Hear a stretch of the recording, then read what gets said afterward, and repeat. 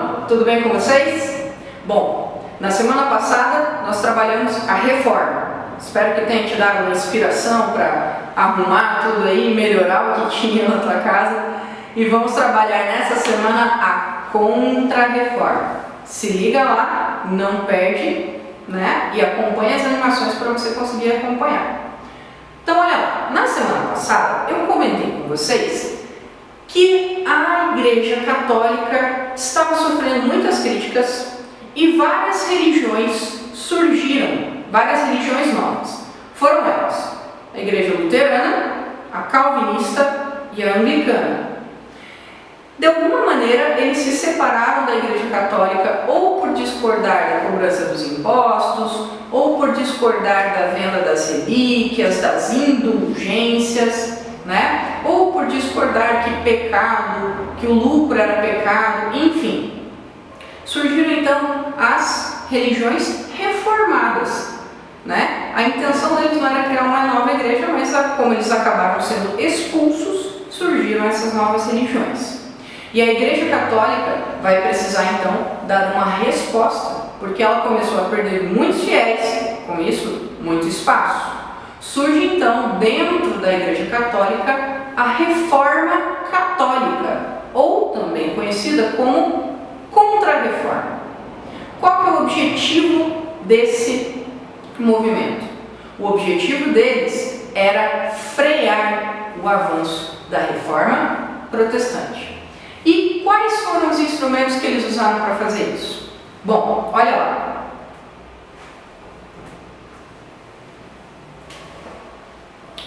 Primeiro instrumento da Contra-Reforma, então lembrando que foi uma reação para conter, foi o Concílio de Trento.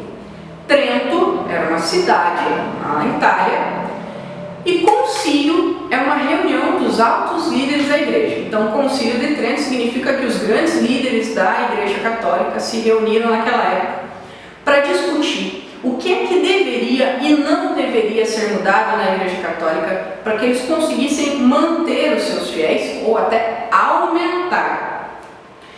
E não pense que isso foi uma reunião rápida, durou mais de 10 anos, porque eles começavam a reunião, não entravam em acordos, tinham que parar, e no meio acontecia uma guerra, daí tinha que parar novamente. Aí quando eles retomavam, já tinham outras necessidades. Então foram anos e anos, até que esse grupo resolveu lançar um documento, colocando algumas medidas. Primeira delas, eles defendiam, eles reafirmavam a autoridade do Papa. Uma das coisas que o Lutero, o Calvino e o rei Henrique VIII questionavam era o fato do Papa influenciar demais. A igreja dizia não, o Papa é sim a principal autoridade. Então ele reforçou a autoridade do Papa como uma pessoa que não erra, a principal autoridade, e acabou. Além disso, eles também criaram o Index. Index seria uma lista de livros que eram proibidos de serem lidos pelos católicos. Não que a maioria da população pudesse ler muita coisa, vários eram analfabetos. Mas, com a reforma, muito começou a se produzir em novos materiais. Então, livros como, por exemplo, dos cientistas renascentistas, que diziam que a Terra seria geóide e não plana, como a igreja afirmava naquela época, eram proibidos.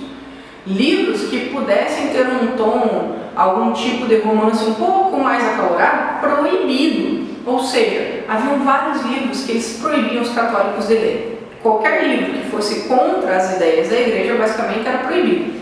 Tanto é que a igreja católica muitas vezes entrava nas casas das pessoas, pegava esses livros, juntava pilhas e pilhas de livros no meio da praça e incendiava. Ficava o povo lá, que legal! Pois é. O povo gostava de ver um auê e era uma boa oportunidade. Além de reafirmar a autoridade do Papa,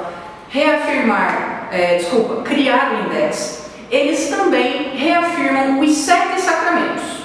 Vocês lembram que o Lutero falou que haviam apenas 2, que seriam o batismo e a Eucaristia. E assim, o rei Henrique VIII, o João Calvino também procederam dessa maneira.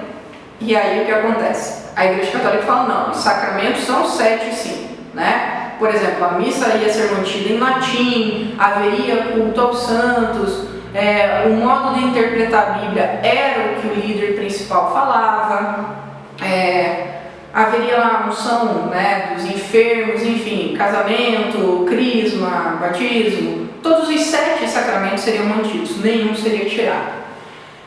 Nesse sentido, você pergunta, poxa vida, prof, não teve tanta mudança? Até que teve para aquela época. Por exemplo, eles já não estavam mais condenando o lucro, certo? Eles já proibiram a venda das indulgências ou das relíquias que eles diziam que eram sagradas e não eram. Então, houve sim alguns avanços. Além do Concílio de Trento, que colocou, lembre, Concílio de Trento defende a autoridade do Papa, cria o index e mantém os 7 sacramentos. Outro instrumento que a Igreja usa é o seguinte: a chamada Santa Inquisição ou Tribunal do Santo Ofício. Querido, o que é o tal do Tribunal do Santo Ofício? Tribunal é uma coisa que você usa para julgar. A Igreja podia julgar as pessoas. Diferente de um tribunal comum, prof? Sim. Casos de roubo ou, por exemplo, de infringir uma lei, o rei e os juízes decidiam. Mas casos religiosos, a Igreja ainda tinha poder para interferir. Então veja, o fato da Igreja enfraquecer não quer dizer que ela deixou de ter poder. Ela perdeu um pouquinho de espaço, mas ela ainda é muito influente. Então, pessoas eram julgadas pelo Tribunal do Santo Ofício. Eles começaram a perseguir pessoas de outras crenças, como os muçulmanos, como os protestantes, né?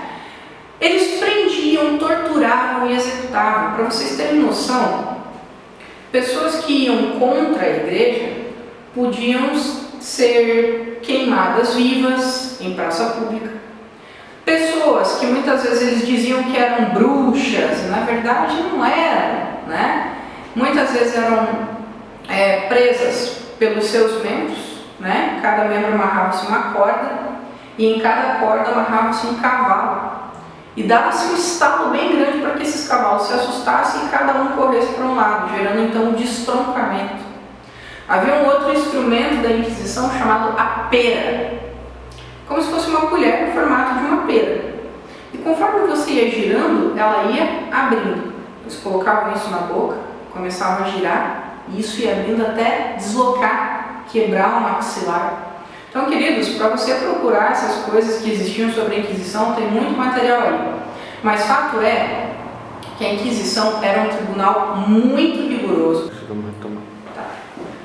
Fato é que a Inquisição era um tribunal muito rigoroso e puniu severamente as pessoas. Agora, não pense que eles saíam queimando pessoas cada 15 dias. Não era assim. Mas muitas punições eram bem rigorosas para servir de exemplo. E assim muitas pessoas, ou por crer ou por medo, acabavam obedecendo aquilo que a Igreja ainda mandava.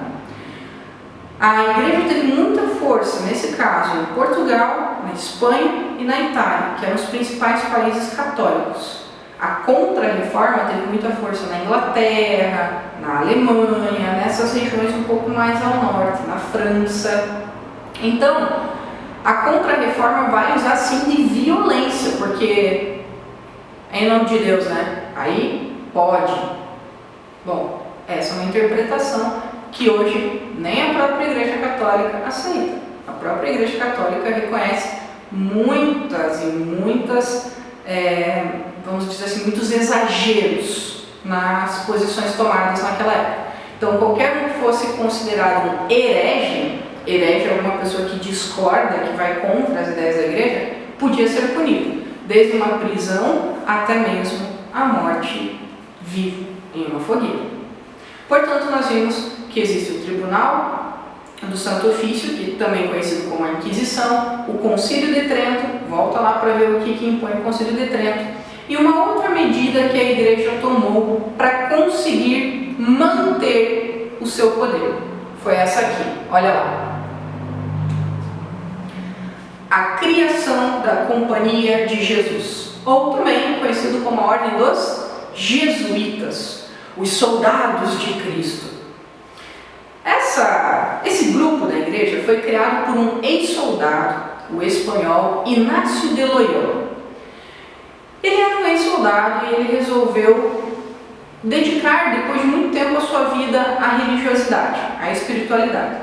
Então ele criou um grupo dentro da igreja onde a disciplina militar também era parte das regras. Então uma das principais características dos jesuítas é levar uma vida muito simples, despojada de luxos e muito disciplinada, né? Sempre obedecendo quem está acima, goste você ou não, tá? Esses jesuítas foram responsáveis pela catequização, ou seja, por levar a fé católica para fora da Europa, principalmente na Ásia, na África e nas regiões ali de continentes como aqui na América. E aí o que vai acontecer? Nesse período do Renascimento, ocorreram as grandes navegações. Eles conseguiram sair da Europa e chegar em outros lugares que eles não conheciam. Entenda, não é lugares que não existiam, lugares que os europeus não conheciam.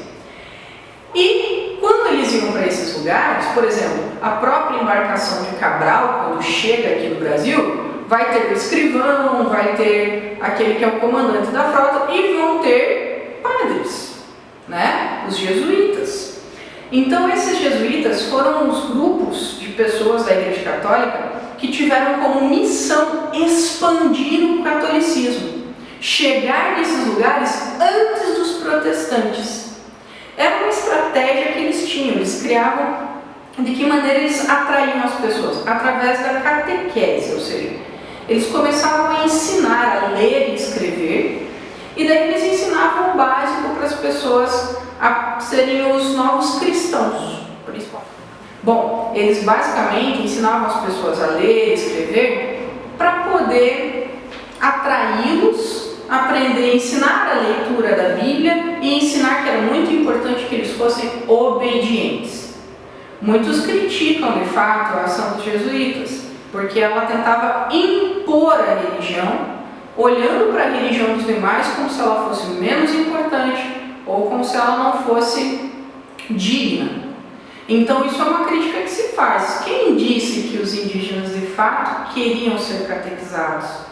Aqueles que não aceitavam ser cristãos podiam ser caçados, exatamente essa palavra, caçados para serem escravizados.